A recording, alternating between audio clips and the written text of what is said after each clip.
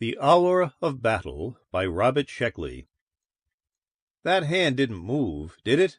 Edwardson asked, standing at the port looking at the stars. "No," Morse said. He had been staring fixedly at the Addison detector for over an hour. Now he blinked 3 times rapidly and looked again. Not a millimeter. "I don't think it moved either," Cassell added from behind the gunfire panel. And that was that. The slender black hand of the indicator rested unwaveringly on 0. The ship's guns were ready, their black mouths open to the stars. A steady hum filled the room. It came from the Addison detector, and the sound was reassuring. It reinforced the fact that the detector was attached to all the other detectors, forming a gigantic network around Earth. "Why in hell don't they come?" Edwinson asked, still looking at the stars. "Why don't they hit?" "Ah, shut up," Morse said. He had a tired, glum look.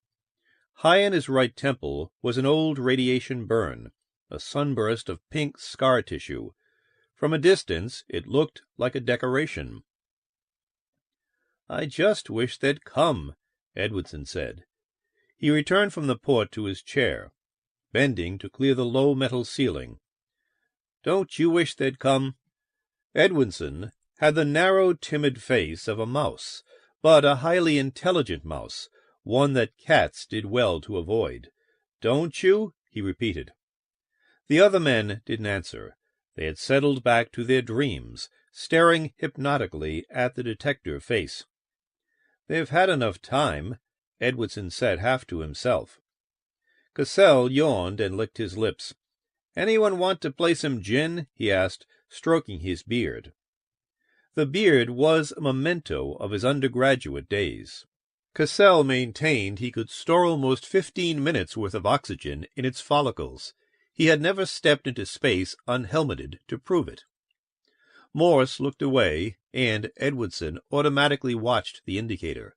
This routine had been drilled into them, branded into their subconscious.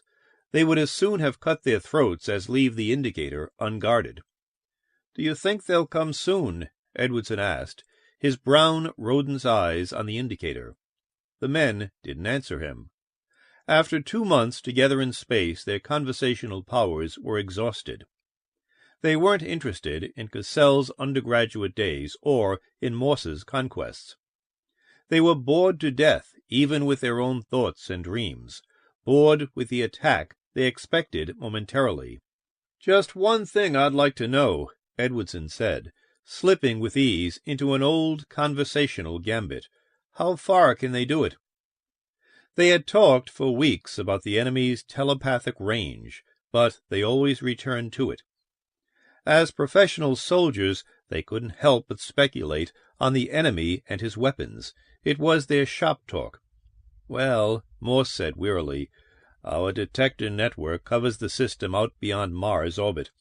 "Where we sit," Cassell said, watching the indicators now that the others were talking. "They might not even know we have a detection unit working," Morse said, as he had said 1,000 times. "Oh, stop," Edwardson said, his thin face twisted in scorn. "They're telepathic. They must have read every bit of stuff in Everset's mind." "Everset didn't know we had a detection unit," Morse said, his eyes returning to the dial. "He was captured before we had it." "Look," Edwardson said. They asked him, "Boy, what would you do if you knew a telepathic race was coming to take over Earth? How would you guard the planet?" "Idle speculation," Cassell said. "Maybe Everset didn't think of this." "He thinks like a man, doesn't he? Everyone agreed on this defense. Everset would, too." "Syllogistic," Cassell murmured. "Very shaky." "I sure wish he hadn't been captured," Edwardson said. "It could have been worse," Morse put in, his face sadder than ever. "What if they'd captured both of them?" "I wish they'd come," Edwardson said. Richard Everset and C.R. Jones had gone on the first interstellar flight. They had found an inhabited planet in the region of Vega. The rest was standard procedure. A flip of the coin had decided it. Everset went down in the Scouter, maintaining radio contact with Jones in the ship. The recording of that contact was preserved for all Earth to hear. "Just met the natives," Everset said. "Funny-looking bunch. Give you the physical description later." "Are they trying to talk to you?" Jones asked, guiding the ship in a slow spiral over the planet. "No. Hold it. Well, I'm damned. They're telepathic. How do you like that?" "Great," Jones said. "Go on. Hold it. Say, Jonesy, I don't know as I like these boys. They haven't got nice minds." "Brother." "What is it?" Jones asked, lifting the ship a little higher. "Minds? These bastards are power crazy. Seems they've hit all the systems around here, looking for someone to—" "Yeah?" "I've got that a bit wrong," Everset said pleasantly. "They are not so bad." Jones had a quick mind, a suspicious nature, and good reflexes. He set the accelerator for all the G's he could take, lay down on the floor, and said, "Tell me more." "Come on down," Everset said, in violation of every law of spaceflight. "These guys are all right. As a matter of fact, they're the most marvelous—" That was where the recording ended, because Jones was pinned to the floor by 20 G's acceleration as he boosted the ship to the level needed for the sea jump. He broke 3 ribs getting home, but he got there. A telepathic species was on the march. What was Earth going to do about it? A lot of speculation necessarily clothed the bare facts of Jones's information. Evidently the species could take over a mind with ease. With Everset, it seemed that they had insinuated their thoughts into his, delicately altering his previous convictions. They had possessed him with remarkable ease. How about Jones? Why hadn't they taken him? Was distance a factor, or hadn't they been prepared for the suddenness of his departure? One thing was certain: everything Everset knew, the enemy knew. That meant they knew where Earth was, and how defenseless the planet was to their form of attack. It could be expected that they were on their way. Something was needed to nullify their tremendous advantage, but what sort of something? What armor is there against thought? How do you dodge a wavelength? Pouch-eyed scientists gravely consulted their periodic tables. And how do you know when a man has been possessed? Although the enemy was clumsy with Everset, would they continue to be clumsy? Wouldn't they learn? Psychologists tore their hair and bewailed the absence of an absolute scale for humanity. Of course, something had to be done at once. The answer from a technological planet was a technological one. Build a space fleet and equip it with some sort of a detection fire network. This was done in record time. The Addison detector was developed, a cross between radar and the electroencephalograph. Any alteration from the typical human brain wave pattern of the occupants of a detector-equipped ship would boost the indicator around the dial.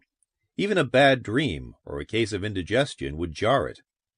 It seemed probable that any attempt to take over a human mind would disturb something. There had to be a point of interaction somewhere. That was what the Addison detector was supposed to detect. Maybe it would. The spaceships, 3 men to a ship, dotted space between Earth and Mars, forming a gigantic sphere with Earth in the center. Tens of thousands of men crouched behind gunfire panels, watching the dials on the Addison detector, the unmoving dials. "Do you think I could fire a couple of bursts?" Edwardson asked, his fingers on the gunfire button, "just to limber the guns?" "Those guns don't need limbering," Cassell said, stroking his beard. "Besides, you'd throw the whole fleet into a panic." "Cassell," Morse said very quietly, "get your hand off your beard." "Why should I?" Cassell asked. "Because," Morse answered, almost in a whisper, "I am about to ram it right down your fat throat." Cassell grinned and tightened his fists. "Pleasure," he said. "I'm tired of looking at that scar of yours." He stood up. "Cut it," Edwardson said, wearily. "Watch the birdie."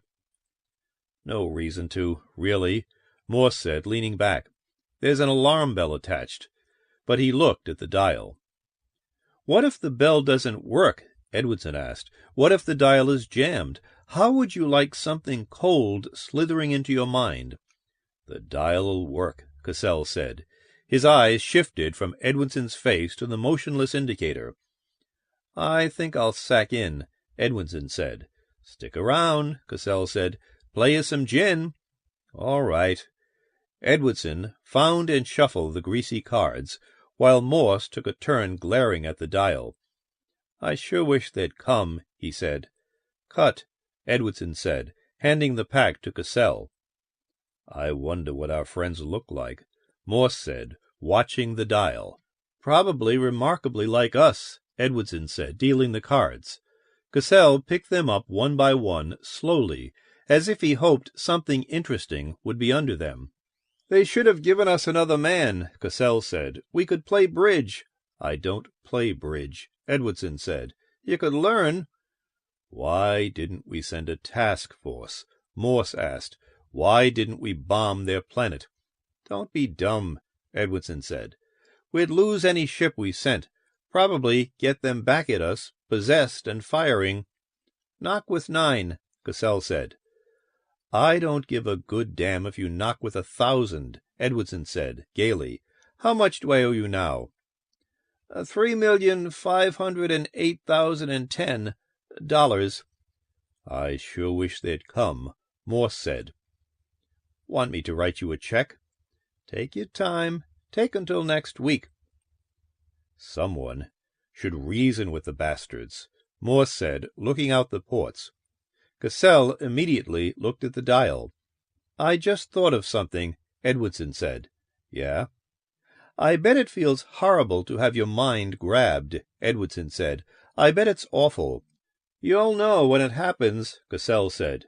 Did Everset? Probably. He just couldn't do anything about it. My mind feels fine, Cassell said. But the first one of you guys starts acting queer, watch out. They all laughed. Well, Edwardson said, I'd sure like a chance to reason with them. This is stupid. Why not? Cassell asked. You mean go out and meet them? Sure, Cassell said. We're doing no good sitting here. I should think we could do something, Edwardson said slowly.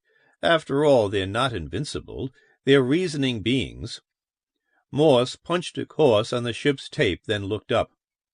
You think we should contact the command? Tell them what we're doing? No, Cassell said, and Edwardson nodded in agreement. Red tape. We'll just go out and see what we can do. If they won't talk, we'll blast them out of space. Look. Out of the port, they could see the red flare of a reaction engine. The next ship in their sector speeding forward. They must have got the same idea, Edwardson said. Let's get there first, Cassell said. Morse shoved the accelerator in, and they were thrown back in their seats. That dial hasn't moved yet, has it? Edwardson said, over the clamor of the detector alarm bell. Not a move out of it, Cassell said, looking at the dial with its indicator slammed all the way over to the highest notch.